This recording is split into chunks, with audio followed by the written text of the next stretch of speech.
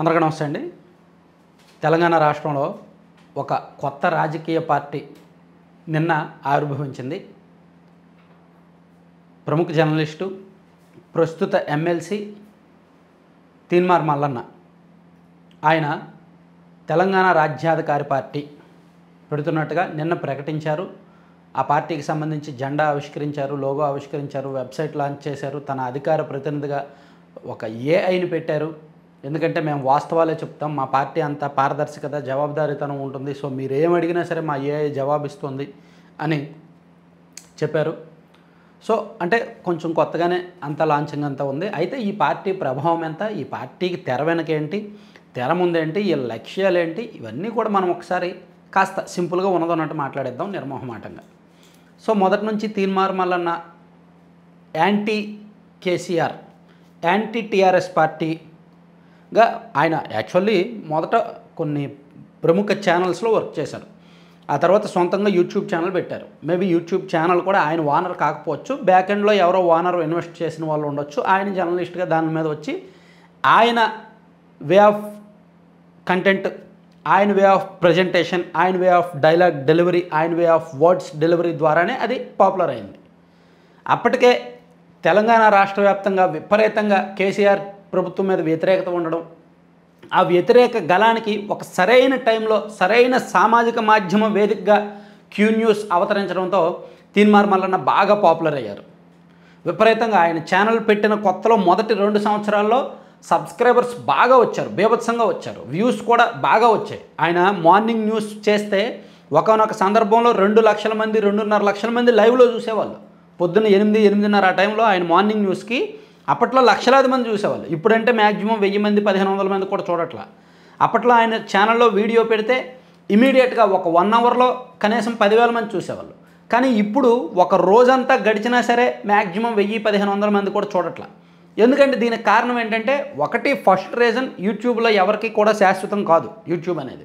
ఎప్పటికప్పుడు కొత్త కంటెంట్ క్రియేటర్లను వెతుక్కుంటూనే ఉంటారు సబ్స్క్రైబర్స్.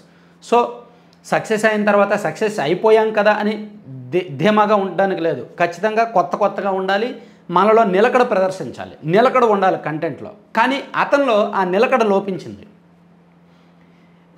మొదటి నుంచి టీఆర్ఎస్ పార్టీ వ్యతిరేకే, దానికి యాక్సెప్ట్ చేయొచ్చు. కానీ కొన్నాళ్ళు బీజేపీలో దూరడం, ఆ తర్వాత కాంగ్రెస్లో దూరడం, ఆ తర్వాత బీసీ జెండా ఎత్తుకోవడం, ఆ తర్వాత ఇంకొంతమంది నాయకులతో కలిసి తిరగడం, అంటే రాజకీయంగా ఒక నిలకడను ఆయన మెయింటైన్ చేయలేదు.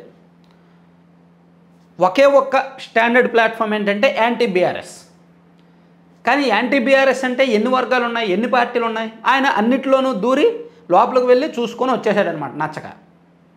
సో దీంతో ఆయనకు రాజకీయంగా ఒక నిలకడ డెసిషన్స్ లేదు, ప్లస్ ఏ పార్టీలో ఉన్నా సరే ఆయన కుదురుగా ఉండడు అనేది స్పష్టమైంది. సో ఆయన ఎప్పుడైతే పాపులర్ అయ్యాడో, ఎప్పుడైతే జర్నలిస్ట్గా సామాన్యుల్లోకి వెళ్ళాడో, దాంతో ఆయన చుట్టూ కొంతమంది నాయకులు కూడా వాలడం ప్రారంభించారు. నాయకులు, ప్రజా సంఘాలు, కుల సంఘాలు, రకరకాల సంఘాలు వాలడం ప్రారంభించారు. సాధారణమే, ఎవరైనా పాపులర్ అయితే ఖచ్చితంగా అలా వస్తారు, అలా టచ్లోకి వస్తారు. అది ఎందుకంటే ఈ రోజుల్లో యూట్యూబ్దే హవా కాబట్టి, మెయిన్ స్ట్రీమ్ మీడియా కంటే యూట్యూబ్ ఛానల్స్దే హవా ఎక్కువ ఉంది కాబట్టి ఖచ్చితంగా యూట్యూబ్లో పాపులర్ అయిన జర్నలిస్టుల దగ్గరికి నాయకులు కానీ, ప్రజా సంఘాలు కానీ, కుల సంఘాలు కానీ అలా తెర వెనక తెర ముందు వస్తారు. వారిని ఎంత దూరం ఎలా పెట్టాలో అలా పెట్టాలి, అప్పుడే మన కంటెంట్ నిలకడగా ఉంటుంది. కానీ తీన్మార్ మల్లన్న వాళ్ళతో కలిపి ట్రావెల్ చేయడానికి ప్లాన్ చేయడం, ఆ ప్రణాళికలో భాగంగానే తన ఆలోచనలను, తన ఐడియాలజీకి మ్యాచ్ అయ్యే వాళ్ళని కొంతమందిని కలుపుకొని, కొంతమంది రాజకీయ నిరుద్యోగులను కలుపుకొని, కొంతమంది ఈ బీసీ ఉద్యమం కోసం ఆ ఇంటెన్షన్ ఉన్న వాళ్ళని కలుపుకొని ఆయన తెలంగాణ రాజ్యాధికారి పార్టీ పెట్టారు. అయితే ఈ వ్యవధిలోనే ఆయన ఫైనాన్షియల్గా బాగా స్ట్రాంగ్ అయ్యారు. ఆయన కంటెంట్ ప్రజలకు అవసరమైన దానికంటే ఆయనకు అవసరమైన కంటెంట్ కూడా ఎక్కువ సార్లు వచ్చేది. అంటే అదంతా నేను ఓపెన్గా చెప్పకూడదు, అంటే ఆ కంటెంట్ చూస్తే, ఆ ఛానల్ చూస్తే మనకు అర్థమవుద్ది అనమాట. మొదట్లో బీఆర్ఎస్కి వ్యతిరేకంగా పార్టీ లోపాలు, ప్రభుత్వ లోపాలు, ప్రభుత్వం చేసిన తప్పులు విపరీతంగా అగ్రెసివ్గా తెర మీదకి తెచ్చిన ఆయన ఆ తర్వాత కంటెంట్ మారిపోయిందనమాట. సో దాంతో జనం కూడా చూడడం మానేశారు. ఆయనకు కూడా ఒక లక్ష్యాలు ఉన్నాయి కాబట్టి పొలిటికల్, ఎప్పుడైనా ఆ ఛానల్ పెట్టాక రాజకీయ లక్ష్యాలు ఉంటే కంటెంట్ మారిపోద్ది. పొలిటికల్ టార్గెట్స్ ఉన్న వాళ్ళు ఎవరు కూడా ఛానల్ నడపలేరు అనమాట. సో పొలిటికల్ టార్గెట్స్ లేకపోతే ఛానల్లో కంటెంట్ ప్రజల పక్షాన ఉంటుంది. ఎప్పుడైతే పొలిటికల్ టార్గెట్స్ ఉంటాయో ప్రజల పక్షాన ఉండదు, తన అజెండా వైపే వెళ్తుంది. సో ఈ ఛానల్స్ కూడా అలాగే వెళ్ళి, తీన్మార్ మల్లన్న కూడా అలాగే వెళ్ళి ప్రస్తుతానికి అంటే ఫైనాన్షియల్గా ఆయన సెటిల్డ్, వెల్ సెటిల్డ్, బాగుంది, ఇప్పుడు అంతా కూడా బాగుంది. సో తనతో పాటు ఒక టీంని, ఒక నెట్వర్క్ని ఏర్పాటు చేసుకున్నారు జిల్లాల వారీగా. ప్రతి జిల్లాలో కూడా తనకంటూ వందలాది మంది సైన్యాన్ని ఏర్పాటు చేసుకున్నారు. ఫస్ట్ తన ఛానల్ నెట్వర్క్ ద్వారా డెవలప్ చేశారు, ఆ తర్వాత తన పర్సనల్ నెట్వర్క్గా మార్చుకున్నారు. ఇప్పుడు దాన్ని పార్టీ నెట్వర్క్గా మార్చబోతున్నారు. వాళ్ళతో పాటు జిల్లాల వారీగా రాజకీయ నిరుద్యోగులను ఏకం చేశారు. ఒక అజెండా ఉండాలి కాబట్టి, ఒక స్ట్రాంగ్ పాయింట్ ఉండాలి కాబట్టి, ఒక స్ట్రాంగ్ సిద్ధాంతం ఉండాలి కాబట్టి బీసీకి రాజ్యాధికారం అనే పాయింట్ తెర మీదకి తెచ్చారు. తెలంగాణ ఆవిర్భవించిన తర్వాత కేసీఆర్ ఫ్యామిలీది హవా అయింది, ఇప్పుడు రేవంత్ రెడ్డి వాళ్ళది హవా అవుతుంది, రెడ్డిలది అవుతుంది. కాబట్టి బీసీలకు రావాలి, బీసీ జనాభా తెలంగాణలో ఎక్కువ ఉన్నారు, సో బీసీలకు రాజ్యాధికారం అనే నినాదాన్ని ఎత్తుకున్నారు. ఇది ఖచ్చితంగా తెర వెనుక ఒక పార్టీ ప్లానింగ్ అని మనం నమ్మాలి. అది ఏ పార్టీ ప్లానింగ్ అనేది మనకు అప్పుడే తెలియదు, ఎందుకంటే బీసీల ఓట్లు చుట్టూనే తెలంగాణ రాజకీయం జరుగుతోంది. అందుకే బీసీ కాని కవిత కూడా బీసీ ఉద్యమం బాటపట్టారు. నిజానికి ఆమె బీసీ కాదు, ఆమెకు బీసీకి సంబంధం లేదు.